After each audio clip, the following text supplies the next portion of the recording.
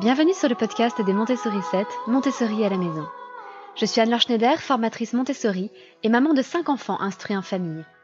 Ma mission, c'est d'aider les parents, les assistantes maternelles, bref, tous ceux que dans notre communauté nous appelons des souricettes, à mettre en pratique la philosophie Montessori chez eux, avec leurs enfants ou les enfants qu'ils gardent. Dans ce podcast, nous parlerons donc de pédagogie Montessori, mais aussi de discipline positive, d'instruction en famille, ce que l'on appelle aussi l'école à la maison, de co-schooling et de bien d'autres choses encore. Chers souricettes, en matière de parentalité, il existe un outil aux propriétés presque magiques.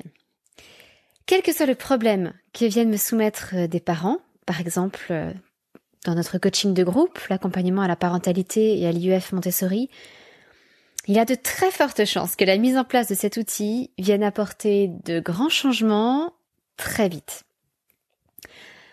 Alors, vous vous dites que j'exagère sans doute, qu'aucun outil n'est la panacée, ne permet de résoudre tous les problèmes rapidement et efficacement. Alors je vais être très honnête, je n'ai rien inventé. Cet outil n'est pas de moi, il est issu de la discipline positive. Mais j'en ai longuement fait l'expérience, personnellement, dans notre propre famille. Et aussi dans le cadre de notre communauté, auprès des familles que j'accompagne. Et je peux vous le garantir, il a un effet radical sur les enfants. Cet outil, il s'agit du temps dédié. Je l'ai déjà évoqué lors de certains podcasts, et c'est pour cela qu'Angélique, une sourisette, m'a posé cette question, comme vous le savez peut-être, sur la page du podcast des Montessori 7, www.montessori7.fr/podcast. Vous pouvez me poser vos questions. Il y a une sorte de répondeur téléphonique, si vous voulez, sur lequel vous pouvez me poser vos questions. Et c'est donc ce qu'a fait Angélique. Bonjour Anne-Laure, pourriez-vous lors d'un prochain podcast nous parler plus en détail du temps dédié, de comment vous arrivez à le mettre en pratique avec chacun de vos 5 enfants, quelle durée avec chaque enfant, quel type d'activité, à quel moment de la semaine ou de la journée. Voilà, merci beaucoup pour votre retour d'expérience. Ah, ce fameux temps dédié.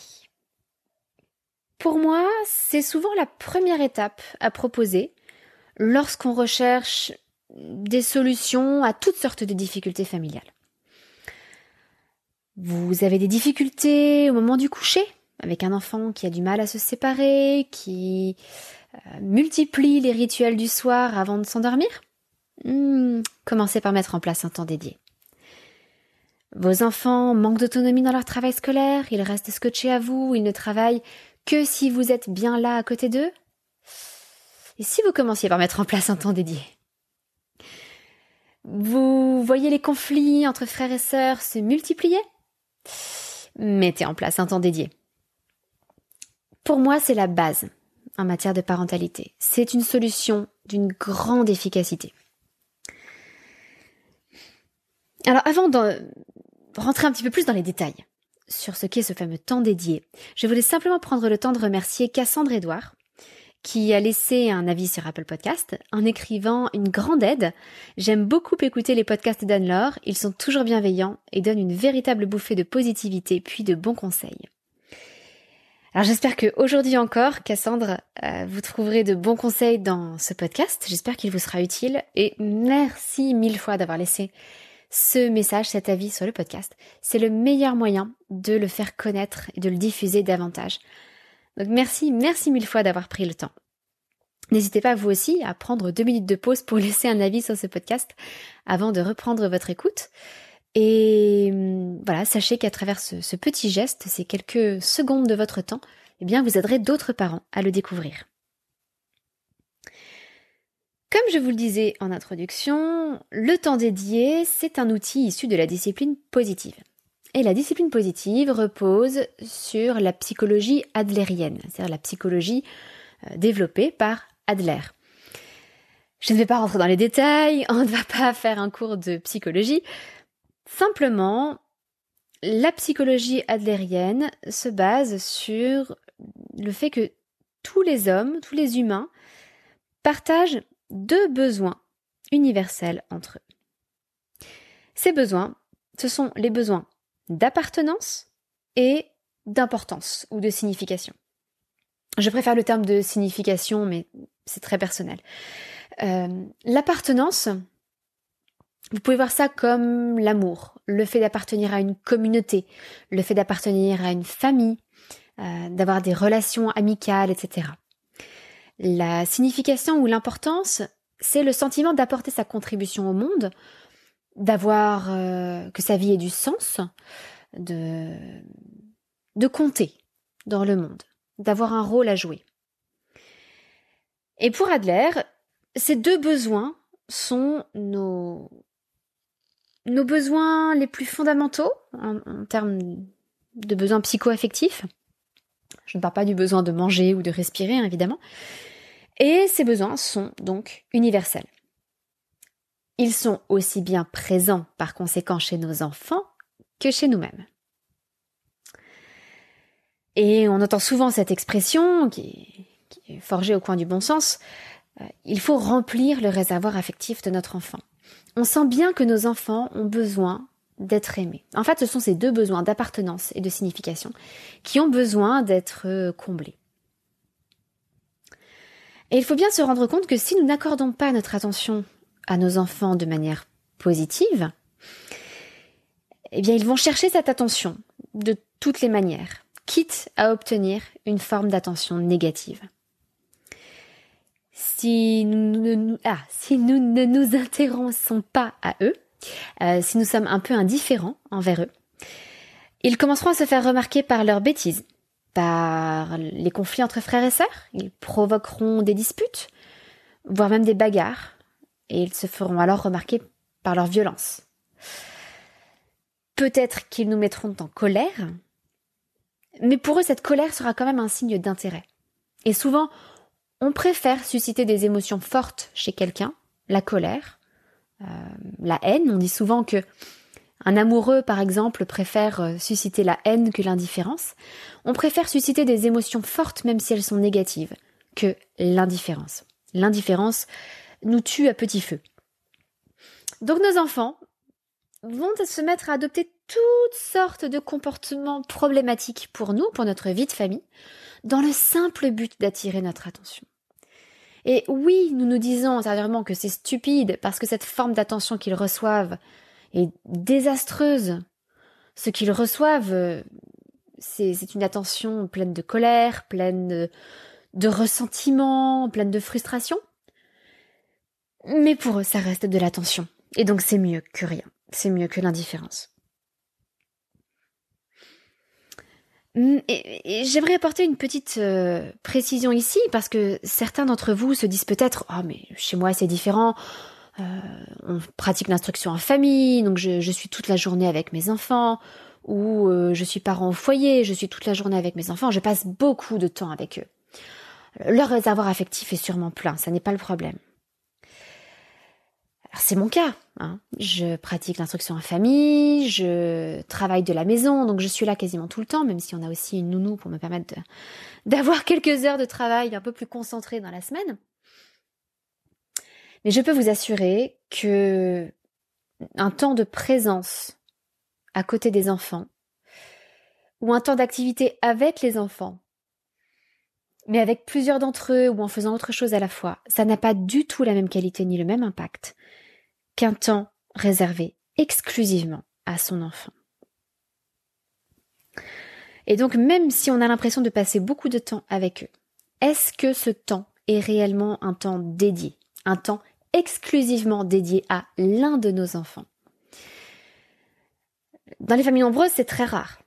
C'est très rare. Souvent, on fait des choses avec 2, 3 ou plusieurs enfants. Et même dans les familles où on a un enfant unique, combien de temps passons-nous avec toute notre attention portée sur l'enfant, sans préparer le dîner, sans tapoter sur notre téléphone, sans avoir la tête ailleurs, en pensant à un projet au boulot, en pensant à nos prochaines vacances, en pensant au garage qu'il faut appeler, je ne sais pas. Êtes-vous sûr de passer un moment chaque jour exclusivement concentré sur votre enfant? Je sais qu'en ce qui me concerne, sans ce temps dédié, je passerai très peu de temps, en fait, exclusivement concentrée sur un enfant.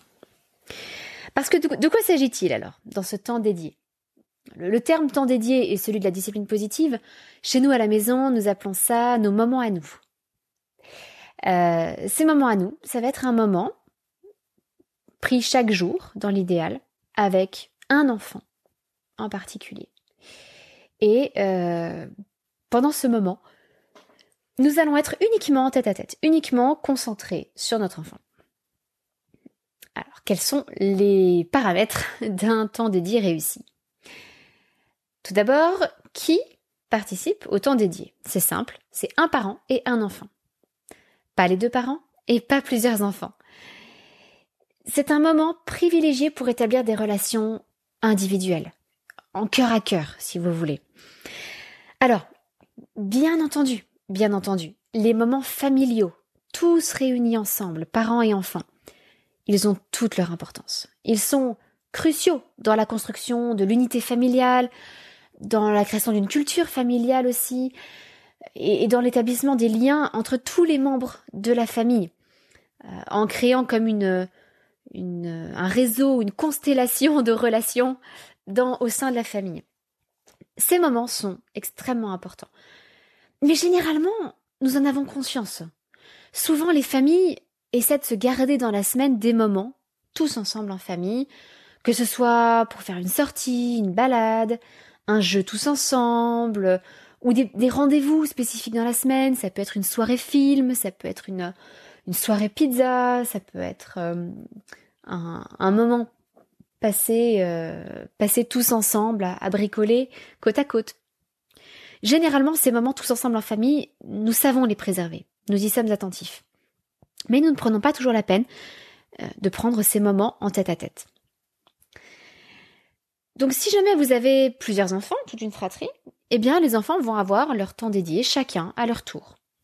Et ils devront également apprendre à respecter le temps dédié des autres pour qu'en retour, leur temps dédié soit respecté par leurs frères et sœurs. Quand et pendant combien de temps faire ce temps dédié ? L'idéal, pour en voir vraiment l'effet sur votre enfant, c'est de le faire tous les jours pendant au moins 10 minutes. Tous les jours parce que les enfants, surtout les jeunes enfants, ont besoin de répétition. Et ils ne peuvent pas tellement anticiper le futur et se dire « dans 3 jours, j'aurai mon temps dédié ». Ils ont besoin de cette régularité. Et donc si vous faites ça tous les jours, vous allez vraiment voir des changements dans le comportement de votre enfant beaucoup plus rapidement. 10 minutes, c'est un minimum. Si vous pouvez faire plus, tant mieux. Sachez que je n'ai jamais réussi à faire plus. Voilà, si ça peut vous déculpabiliser. Avec 5 enfants, je n'ai jamais réussi à faire plus de 10 minutes par jour par enfant. Pour les plus grands enfants, je dirais à partir de 10 ans et a fortiori quand ils sont adolescents, ils ressentiront sans doute moins le besoin d'être en contact privilégié avec vous tous les jours et ils préféreront la plupart du temps faire des activités qui prennent un peu plus de temps avec vous que de simples moments de 10 minutes chaque jour. Avec ces plus grands enfants qui ont une plus grande notion du temps et qui arrivent davantage à se projeter dans l'avenir, vous pouvez très bien remplacer ces moments par un temps dédié, le week-end par exemple, d'1 à 2 heures. Et en faire vraiment un moment privilégié. Donc évidemment, petit à petit, c'est un continuum. Avec les plus jeunes enfants, je vous recommande de le faire pendant 10 minutes tous les jours. Et petit à petit, vous pourrez peut-être envisager que ce soit une demi-heure, 3 fois par semaine, par exemple, ou 1 à 2 heures le week-end, un peu plus tard. Maintenant, que va-t-on faire pendant ce moment dédié ? Je vais peut-être vous surprendre. Pendant ce moment dédié, le plus efficace est de faire ce que veut l'enfant. Si vous laissez à votre enfant la possibilité de choisir ce temps, l'activité, le contenu de ce moment spécifique, il va avoir un boost de confiance en soi. Il va se dire que son avis compte, que son avis a de l'importance, puisque vous allez faire, vous, adultes, ce que lui vous demande, enfant. Entre le fait d'avoir ce moment en tête-à-tête et le fait de laisser l'enfant décider du contenu de l'activité, votre enfant va voir son besoin d'appartenance d'un côté et de signification de l'autre comblé. Appartenance parce que vous établissez un lien privilégié en tête-à-tête. Et puis signification parce que son avis compte, parce que il apporte sa contribution et vous l'écoutez. Sa voix a de l'importance. Je poserai simplement une limite à cette autonomie, cette prise de décision de l'enfant. Parfois, les enfants vont manquer d'idées, surtout les plus jeunes, et ils risquent de vous dire qu'ils ont envie de regarder un film. S'ils peuvent faire ce qu'ils veulent, est-ce qu'on ne pourrait pas regarder un film ensemble? Et je vous recommande dès le départ de poser cette limite. Nous allons faire quelque chose ensemble, c'est toi qui vas le choisir, mais pas devant un écran. Pourquoi? Parce que si vous êtes côte à côte, face à un écran, vous n'allez pas du tout établir la même relation que si vous êtes face à face, en train de faire quelque chose. Alors là aussi, une petite nuance, c'est qu'avec les plus grands, les adolescents, peut-être qu'au final, l'un des meilleurs moyens de vous connecter à eux, ce sera de faire un jeu vidéo avec eux, par exemple. Pourquoi pas? Pourquoi pas? Nos adolescents ont d'autres besoins, souvent ils sont un peu réticents à exprimer leurs émotions, ils n'ont pas forcément envie de parler, mais ils ont simplement envie de partager un moment, de sentir votre présence, votre attention, etc. Alors pourquoi pas faire un jeu vidéo ensemble? Essayez quand même de créer du lien pendant ce moment.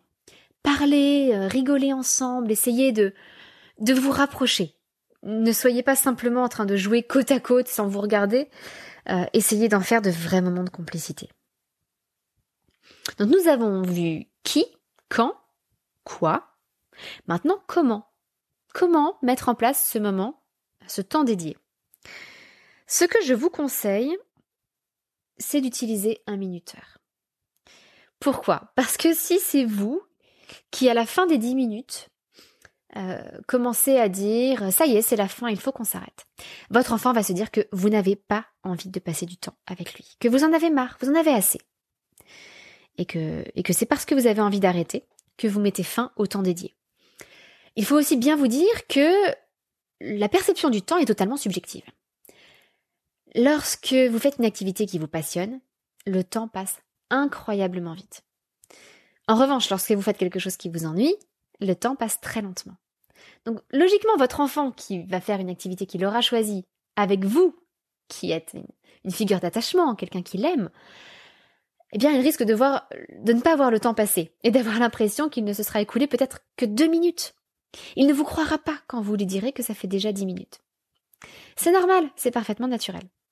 Mais du coup, je préfère utiliser un minuteur, qui va être un moyen extérieur totalement objectif, ce qui fait que lorsque le minuteur sonnera, vous pouvez aussi utiliser un minuteur visuel comme un time timer, lorsque le minuteur sonnera, c'est comme si c'était quelque chose d'extérieur à vous qui disait que c'est fini. Vous pouvez même dire « oh, c'est passé vite ». Déjà, vous pouvez même être surpris que le minuteur sonne pour montrer à votre enfant que vous avez passé un si bon moment que vous n'avez pas vu le temps passer. Au moment où le minuteur sonne, je vous conseille aussi de prendre votre enfant dans vos bras ou de lui faire un gros câlin, de lui faire un gros bisou et de lui dire à quel point vous avez apprécié ce moment avec lui. Dites-lui combien ça vous plaît de passer du temps avec lui et combien vous avez hâte de prendre un prochain temps dédié avec lui le lendemain. Dernier point important sur la mise en place concrète du temps dédié, c'est que par pitié, essayez de ne rien faire, mais absolument rien faire d'autre pendant ce moment dédié. Ça n'est pas le moment de faire cuire des pâtes pour le dîner. Ça n'est pas le moment de jeter un œil à ses textos. Ça n'est pas le moment d'aller chercher sur Internet la réponse à une question qu'on se pose. C'est purement un moment entre votre enfant et vous.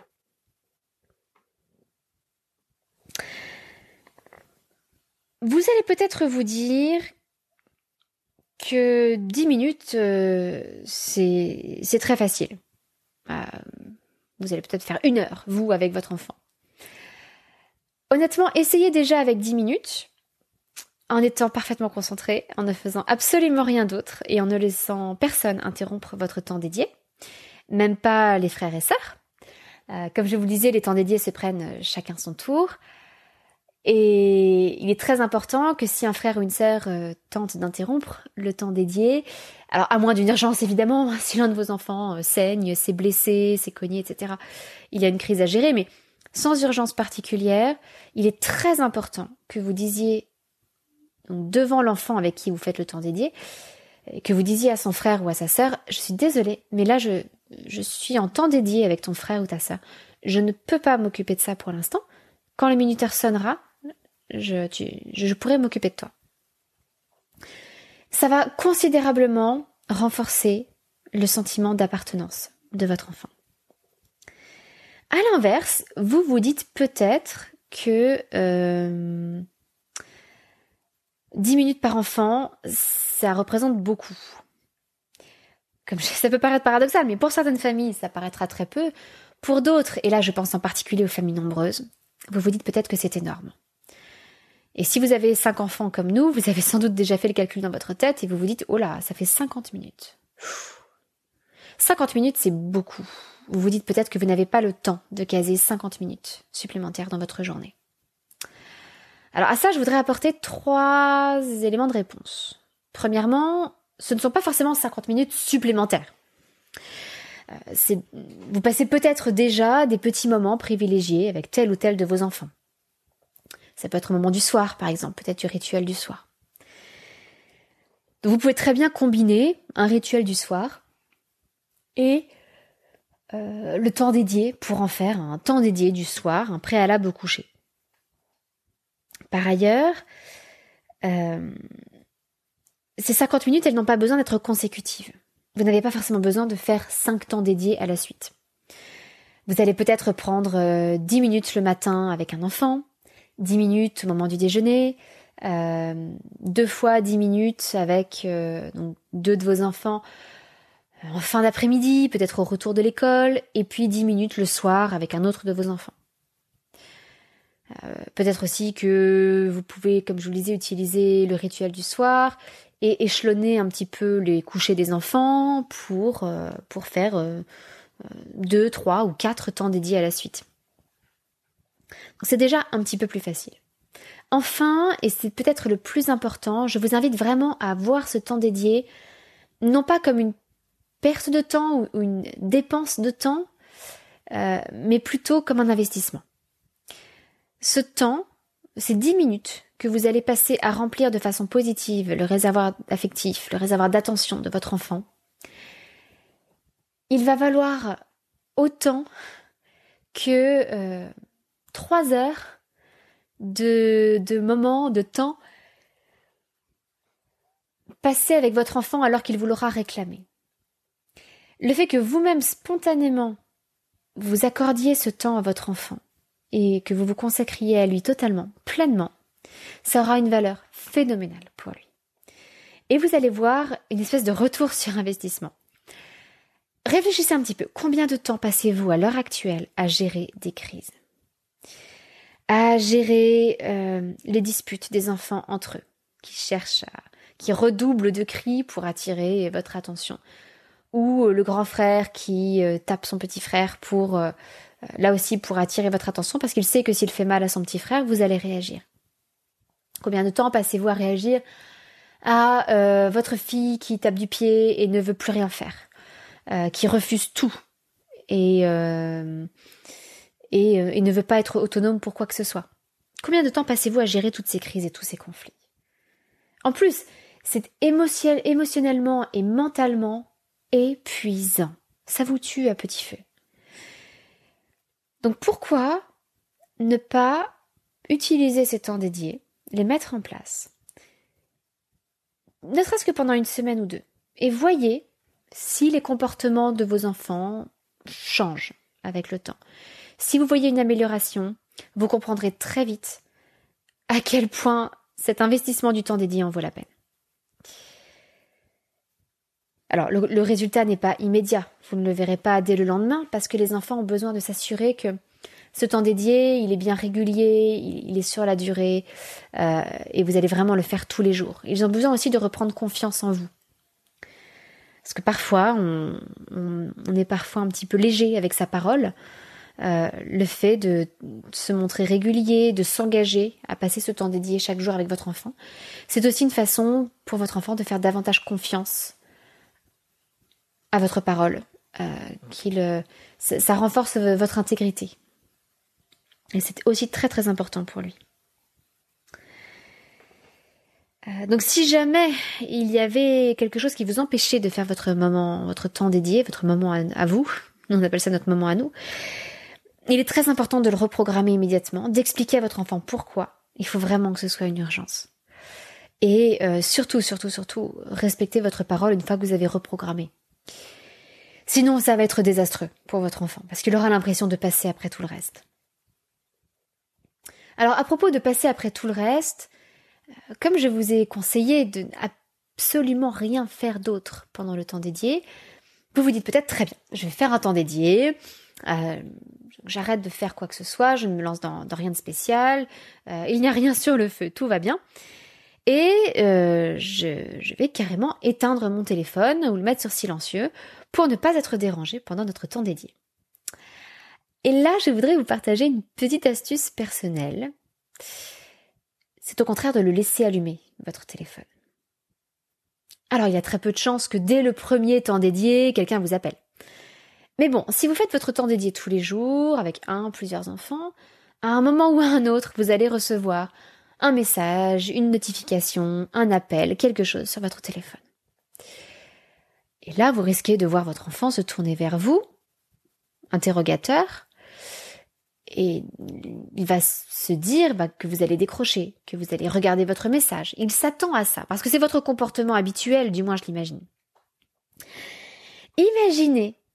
Imaginez-vous à la place de l'enfant, si le parent entend son téléphone sonner, continue ce qu'il est en train de faire, et que vous le regardez d'un air interrogateur en disant « tu décroches pas ?» et que vous lui répondez « ah non, là je suis en temps dédié avec toi, c'est notre moment privilégié, c'est beaucoup plus important que tout le reste. Le téléphone n'est pas important. » Imaginez comment va se sentir votre enfant. Pour lui, il aura eu le sentiment d'être plus important que tout le reste de l'univers.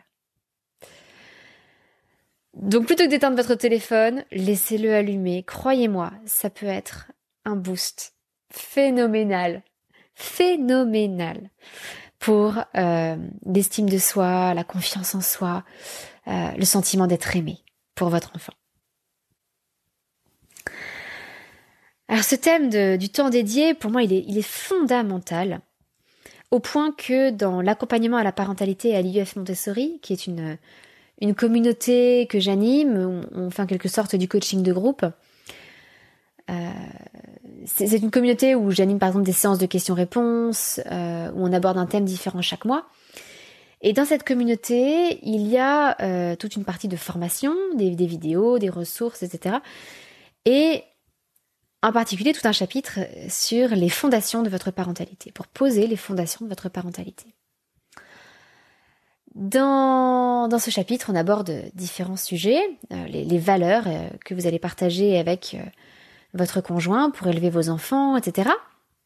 Et je consacre justement toute une partie au temps dédié, parce que pour moi, c'est la base de tout. C'est absolument fondamental. Chaque fois qu'il y a des difficultés de comportement avec des enfants, la mise en place du temps dédié en résout une bonne partie. Alors je vous rassure, je ne suis pas parfaite moi-même. Ce temps dédié, on ne le met pas en pratique tout le temps. Nous avons régulièrement eu des périodes où nous ne mettions pas en place le temps dédié. Des périodes très intenses au niveau du travail ou des périodes très intenses avec un bébé. Voilà, différents moments où nous n'avons pas réussi à le maintenir. Mais chaque fois, nous avons pu remarquer des différences de comportement chez nos enfants. Et chaque fois que nous avons fait les temps dédiés, ça a été extrêmement bénéfique. Donc je vous en supplie, s'il n'y a qu'une chose en matière de parentalité que vous puissiez retirer de tout mon podcast, de tous les épisodes, ce serait vraiment ça. Mettre en place un temps dédié, 10 minutes par jour par enfant. Alors dans l'accompagnement, je donne toute une liste d'activités possibles avec vos enfants par âge, parce que vous allez voir que, même si c'est à votre enfant de décider, surtout les plus jeunes, lorsque vous allez leur proposer de choisir une activité, ils ne vont pas avoir d'idée. Et ils vont se retrouver totalement désemparés parce qu'ils ne sauront pas quoi faire avec vous. Donc c'est pratique d'avoir une petite liste sous la main pour pouvoir simplement leur donner des idées et les laisser choisir parmi quelques propositions adaptées à leur âge. Donc il y a toute une liste comme ça sur l'accompagnement et des explications détaillées sur le temps dédié. Si vous avez besoin d'aide pour mettre en place ce temps dédié ou pour résoudre d'autres difficultés au niveau de votre parentalité, dans l'accompagnement, on aborde, comme je vous le disais, un nouveau thème chaque mois, des thèmes très variés. Et puis, vous pouvez exposer toutes vos difficultés, vos questions, vos inquiétudes lors des séances de questions-réponses qui ont lieu 2 fois par mois. Voilà, si vous sentez que vous avez besoin d'aide, vraiment, je vous invite à nous rejoindre dans cet accompagnement. Vous serez la bienvenue au milieu d'autres sourissettes, donc essentiellement des mamans, mais quelques papas aussi. Mais nous sommes toutes des sourissettes. Et vous serez vraiment, vraiment très bien reçus dans une communauté très, très, très chaleureuse. J'espère donc vous retrouver bientôt dans l'accompagnement. Vous savez cependant que j'aime bien terminer ces épisodes de podcast par les activités phares pour nos enfants. Alors je vous parle beaucoup des activités de notre bébé qui va avoir 1 an et demi. Tout simplement parce que les bébés c'est attendrissant. Voilà, ils font des choses qui sont mignonnes par rapport à leurs grands dadais de grands frères et grandes sœurs. Donc spontanément, je vous parle plus des bébés, je vous rassure. Je vous parlerai davantage des activités des grands dans les prochains podcasts aussi. Mais donc l'activité phare du moment, elle date d'aujourd'hui. Ça pourrait être en quelque sorte une nouvelle activité de vie pratique pour Étienne, notre petit dernier. Il s'est mis à nettoyer le Roomba avec moi. Alors le Roomba, au cas où vous ne sauriez pas ce que c'est un aspirateur robot qui tourne dans la pièce et qui aspire tout seul. Pour nous, c'est bien pratique parce que nous avons 2 chats qui laissent beaucoup de poils sur les tapis. Et en plus, nous sommes 2 à avoir les cheveux longs à la maison. Donc là aussi, ça fait pas mal de cheveux à ramasser. Et les Roombas font ça très bien.